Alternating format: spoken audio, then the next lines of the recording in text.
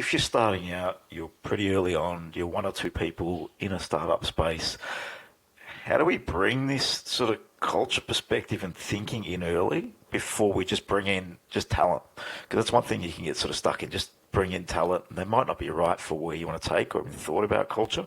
So what would you recommend there? That's a really great question. And I think you need, if it's, as you say, a couple of people or a few people, is really, really understanding what your mission, your vision, your values are at the very start. How can you bring people on if you don't understand what you're doing yourself?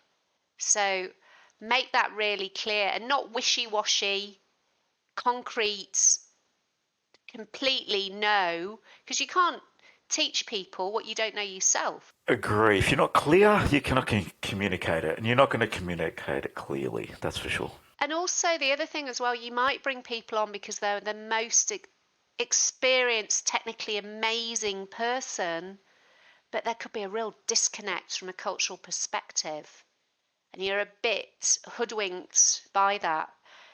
So again, really understanding your values, and sometimes culture fit can be better than skill fit or capability fit because you can teach skills, but it's much more difficult to get somebody with those shared values.